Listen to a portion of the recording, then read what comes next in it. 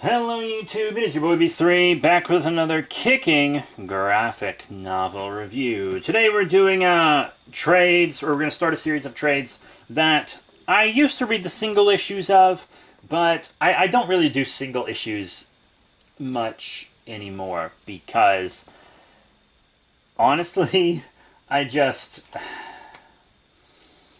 Yeah, it's just, trades are cheaper, and I'm more willing to reread them. So I sold all my issues of Rick and Morty, including issue 1, which I sold for like $100, which was awesome. But now I'm getting myself the trades, because it was a really good book that I would like to reread a few times. So today we are reviewing Rick and Morty, Volume 1 from Oni Press. Quick read up at the back of the book.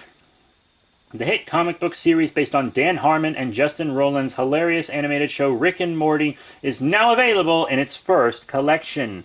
Join the excitement as depraved genius Rick Sanchez embarks on insane adventures with his awkward grandson Morty across the universe and across time. Caught in the crossfire are his teenage granddaughter Summer, his veterinary surgeon daughter Beth, and his hapless son-in-law Jerry. This collection features the first 5 issues of the comic book series, including the Wubba-Lubba-Dub-Dub of Wall Street, Mort Balls, and more, along with hilarious mini-comics showcasing the whole family. Yeah, very fun stuff. I think you're all really going to enjoy it. Spoilers from this point on, though. By the way, spoilers from this point on. But I do want to also say it's written by Zach Gorman, illustrated by C.J. Cannon, colored by Ryan Hill. You've also got bonus short art by Mark Ellerby, lettered by Crank, and issue number 5 specifically is inked by Kat Ferris, edited by Ari Yarwood, and designed by Hillary Thompson. Yeah, fun stuff. So the first story in this is Jerry tells Morty to get a job. Morty, I think, how old is Morty? 14? And most places won't hire teenagers unless they're like 16 and can drive or something. At least that's my experience. But he takes Morty to like this kind of intergalactic, interdimensional stock market where there's a time detective, and he like investigates time-related stock market fraud, cheating stuff. And they kind of get rich because they're predicting. They're using a device to predict the future, and then Morty's like, I signed all the forms, Rick, because you weren't allowed to, because you're a time criminal.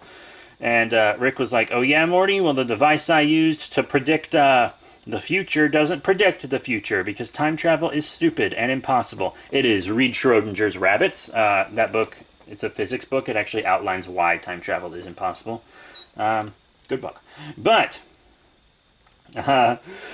the device apparently looks into other timelines and how the stocks did in other timelines, and then erases those timelines to make the stocks do well in the current timeline. Of course, the time detective figures it out, comes to arrest them.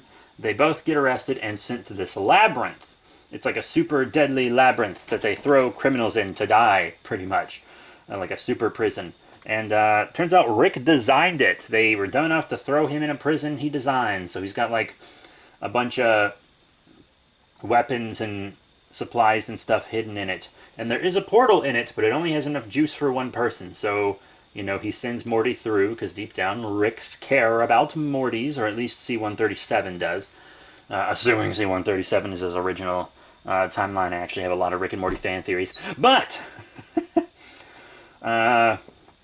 there's actually a creature in the home which is cloning the family and stuff to try to take over the planet. Once Rick eventually does escape the prison, he puts an end to those creatures, thankfully.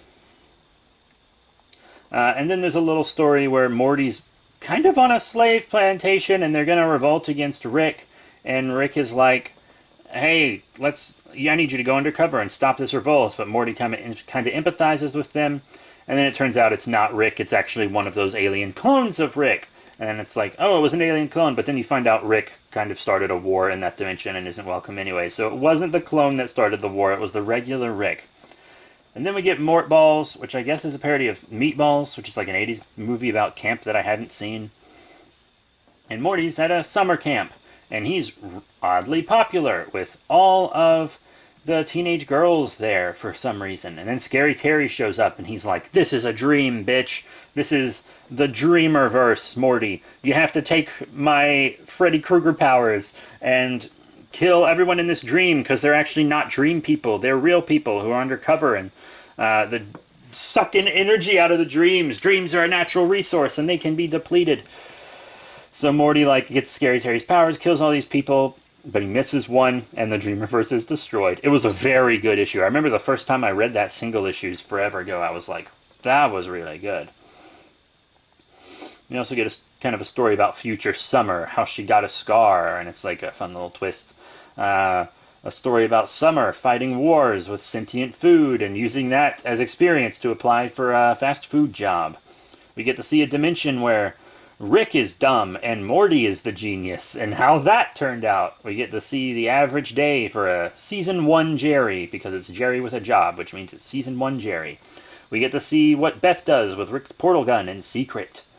And fun little things like that. So that was Rick and Morty Volume 1 from Oni Press and Zach Gorman. Very, very fun book. I'll do Volume 2 at some point.